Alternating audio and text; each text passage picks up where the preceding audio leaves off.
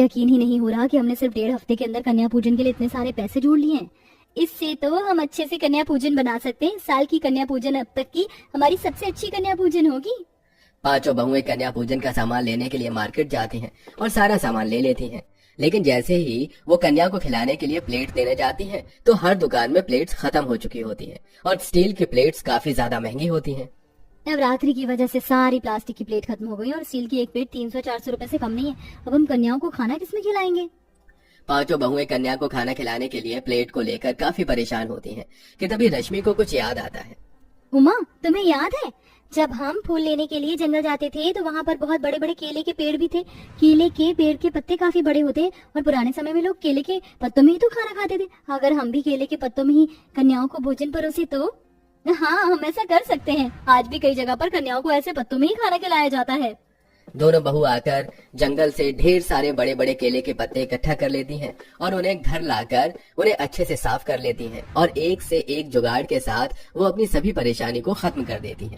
वहीं अगले दिन सुबह सुबह उठकर पांचों बहुएं अच्छे से घर की सफाई करके कन्या पूजन के लिए खाना बनाती हैं और सबसे पहले भोग दुर्गा मैया को चढ़ाकर उनकी अच्छे से पूजा भी करती हैं।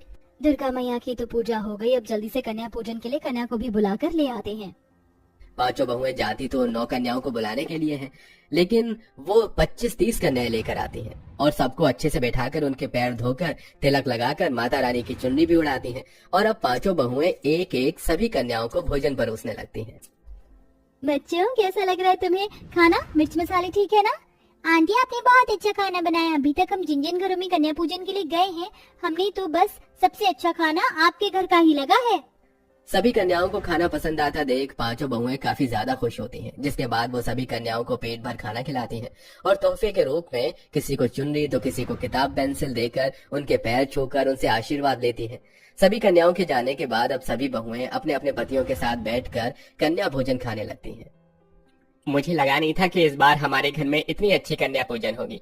तुम पांचों ने अपनी जुगाड़ और अपनी मेहनत से इतनी अच्छी कन्या पूजन करी है और ढेर सारी कन्याओं को भरपेट भोजन करवाया है। लेकिन अब ये जो भोजन बच गया है उसका क्या करेंगे? हमें लगा ही नहीं था कि इतने कम सामान में भी हम इतना सारा कन्या भोजन बना लेंगे। सच कहें तो जब इतनी सारी कन्या हमने देखी तो हम घबरा गए, लेकिन सब माता रानी की कृपा से अच्छे से हो गया और हम सबके भोजन करने के बावजूद भी इतना सारा भोजन बच गया। अब हम इस भोजन को ले जाकर गरीब और जरूरतमंद लोगों को देंगे।